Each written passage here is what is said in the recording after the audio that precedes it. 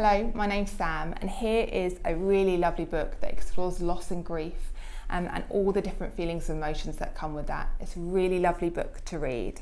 The Hare-Shaped Hole by Dougherty and Docherty. Bertel and Hurtle were always a pair, though one was a turtle and one was a hare. They were utterly buddies and best friends forever, and whenever you looked, you would find them together. You might think that their friendship was doomed to disaster, for Bertel was slower and Hurtle was faster, while Hurtle was never at home in the water, no matter the number of tips Bertel taught her. But Hurtle was patient and Hurtle was kind, so Hurtle would never leave Bertel behind.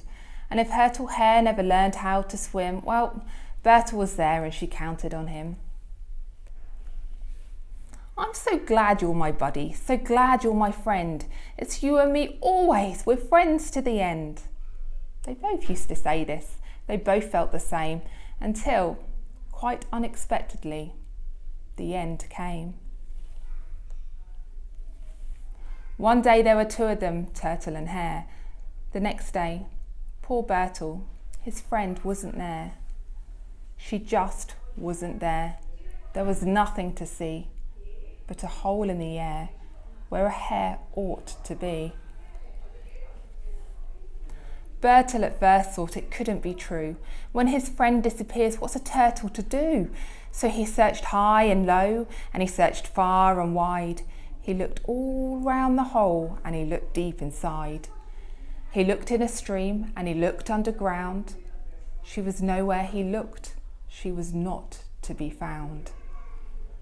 And the only reminder she'd ever been there was a cold, empty, Hurtle-shaped hole in the air.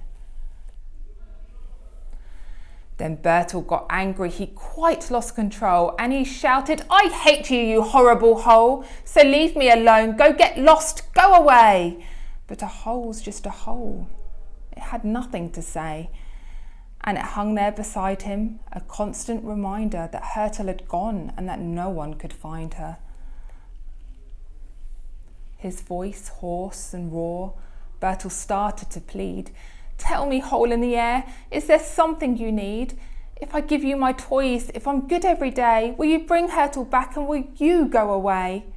But the hole simply hung there, all empty and black. It did not go away, nor did Hurtle come back. Then Bertel the turtle felt weak with despair, alone with this cold, empty hole in the air. He let out a sob and then, with a shiver, sat miserably down on the bank of the river. And there, without Hurtle the hare by his side, he cried and he cried and he cried and he cried. He felt sorrow seize him and sadness surround him. And that was where Gerda the kindly bear found him. Now, Gerda was gentle and Gerda was steady, so she waited with Bertel until he was ready. She cuddled that small turtle child as he cried and let him feel all he was feeling inside. Till at last Bertel said with a sad little cry, "Why did she have to go, Gerda bear, why? And why is this horrible hole in the air here to remind me that Hurtle's not there?" Then he felt Gerda sigh and he felt Gerda stir, and she said, as he buried his face in her fur, "Little Bertel, I'm old, so much older than you. Let me tell you some things that I know to be true. Life is not always happy. You'll find as you grow that sometimes a person you love has to go. Sometimes they move away, sometimes they die, and sometimes they leave without saying goodbye. There's no getting rid of this hole in the air. If you take away nothing, well, nothing's still there. You can't just ignore it or lose it or find it. Instead, you can fill it, put something inside it. Think of all the things you and Hurtle have done, all the games you have played, and all the ways you've had fun. All the times you each helped and supported and shared, all the dozens of ways that she showed you she cared.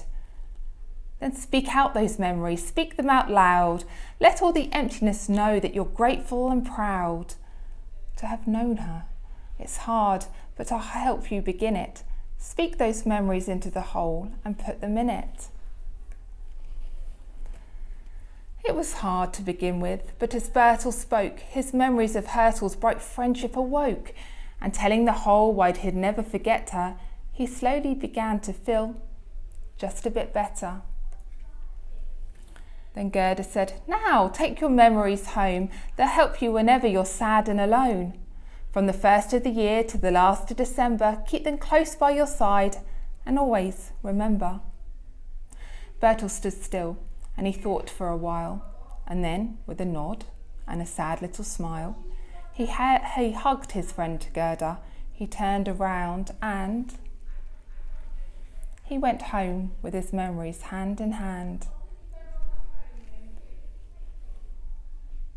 If you'd like to find out more about the 565 service, please do take a look at our website and get in touch. Thank you.